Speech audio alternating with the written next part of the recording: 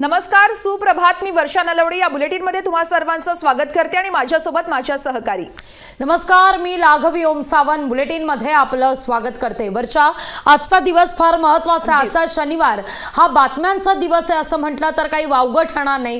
कारण सगळ्यात महत्त्वाचं म्हणजे अजित पवार यांची बारामतीत काल सभा झाल्यानंतर आज होमग्राऊंडमध्ये शरद पवार सुद्धा असणार आहेत. त्यामुळे शरद पवार काय बोलतात याकडे लक्ष असेल. दुसरी सगळ्यात महत्त्वाची घडामोड म्हणजे धनगर समाजाच्या कालच्या निर्णयानंतर आज मुंबईत धनगर समाजाचा आझाद मैदानावर आंदोलन सुद्धा आहे. त्यामुळे त्या संदर्भात सुद्धा अपडेट तुमच्यापर्यंत पोहोचवत राहणार आहोत. तिथं जरांगे पाटील यांच्या उपोषणाचा आजचा 8वा दिवस आहे. या अनुषंगाने बातम्या तुमच्यापर्यंत पोहोचवत राहणार आहोत. त्यामुळे अर्थात आजचा शनिवार हा बातम्यांचा वार आहे असं म्हटलं तर काही वावगं ठरणार नाही.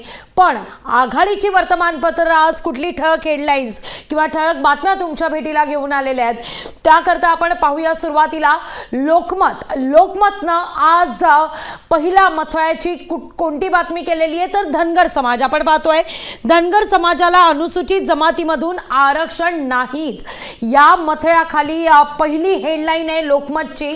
धनगर आणि धनगड एक शब्द नाही किंवा एक नाही असं निरीक्षण उच्च न्यायालयानं नोंदवलेलं आहे. धनगर समाजाला अनुसूचित जमातीमधून म्हणजेच एसटीतून आरक्षण देण्यास उच्च न्यायालयानं नकार दिलेला आहे आणि या संदर्भातली याचिका शुक्रवारी फेटाळून लावण्यात आलेली आहे. अनुसूचित जमातीमधून आरक्षण मिळावं याकरता धनगर समाजाचं आंदोलन सुरू आहे. पण या निर्णयानं आरक्षणाची मागणी करणाऱ्यांना धक्का बसलेला आहे.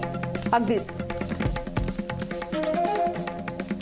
यानंतर आपण पाहूयात लोकसत्तामध्ये नेमकी कोणती ठळक बातमी आहे. राज्य मागासवर्ग आयोगाचा अहवाल सरकारला सादर करण्यात आलाय आणि यामध्येच आता मराठा समाजाला 10% आरक्षण दिलं जाणार का असा सवाल उपस्थित केला जातोय. कारण मराठा समाजाचं मागासलेपण तपासण्यासाठी निवृत्ती न्यायमूर्ती सुनील शुक्रे यांच्या अध्यक्षतेखालील राज्य मागासवर्ग आयोगाचा अहवाल शुक्रवारी मुख्यमंत्री एकनाथ शिंदे यांना सादर करण्यात आला.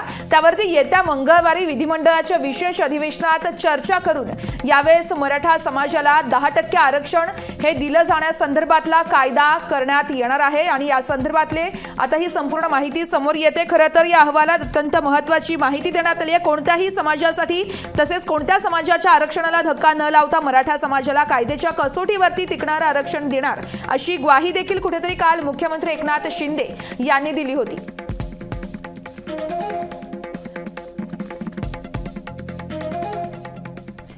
तर आपण पाहतोय वर्षा, महाराष्ट्र टाइम्सची सुद्धा एक महत्त्वाची बातमी आणि ती बातमी म्हणजेच काँग्रेसची खाती प्राप्तिकरणं गोठवलेली आहे. काल या सगळ्या संदर्भात लोकशाही मराठीनं सुद्धा अपडेट दिलेलं होतं. वर्षा, अगदीच. काँग्रेस पक्षाची युवक काँग्रेसची प्रमुख बँक खाती प्राप्तिकर विभागानं शुक्रवारी अचानक गोठवली आहेत. मात्र पक्षानं या संदर्भातली जाहीर माहिती देऊन कडाडून टीका करताच त्यानंतर काही तासांमध्येच पक्षाला प्राप्तिकर अपील न्यायाधिकरणाकडून खाती वापरण्याची परवानगी मिळाल्याचं सांगितलं जात आहे.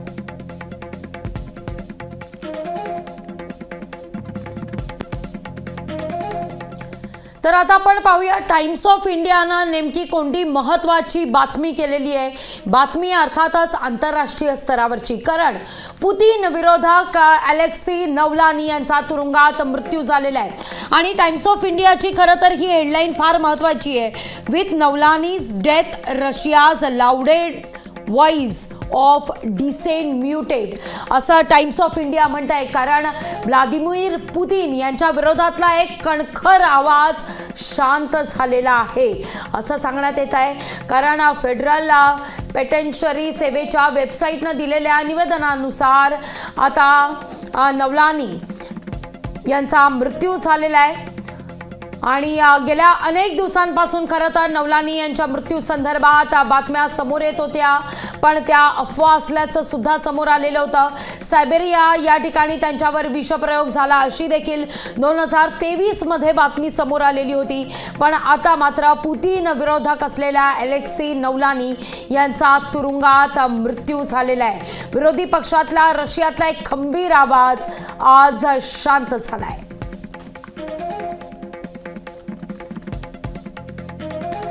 तर गुजरात समाचार या आघाडीच्या वर्तमानपत्रानं आज नेमकी कोणती हेडलाईन केली आहे तर मणिपूरची, कारण मणिपूरमध्ये पुन्हा हिंसाचार भडकलेला आहे। या ठिकाणी हिंसाचार होत 2 ठार, 42हून अधिक जखमी झालेले आहेत। मणिपूर पुन्हा पेटलेलं आहे। कुकी समाजातील सशस्त्र लोकांनी गुरुवारी रात्री चुराचांदपूर मिनी सचिवालय, पोलीस अधीक्षक आणि उपायुक्त कार्यालयात घुसून तोडफोड केली आहे। उपद्रवींनी मिनी सचिवालयातील तिरंगा ध्वजही खाली पाडलेला आहे। सरकारी वाहनं असू देत, बस, ट्रक यांची जायपळ करण्यात आलेली आहे। हल्लेखोरांवर नियंत्रण मिळवण्याचे प्रयत्न सध्या सुरू आहेत। बळाचा वापर करण्यात येतोय। या दरम्यान 2 जणांचा मृत्यू झालाय आणि त्याचवेळी 40हून अधिक जखमी झालेले आहेत। शुक्रवारपासून जिल्ह्यात 5 दिवस आता इंटरनेट सेवा सुद्धा बंद ठेवण्याचा निर्णय घेण्यात आलेला आहे।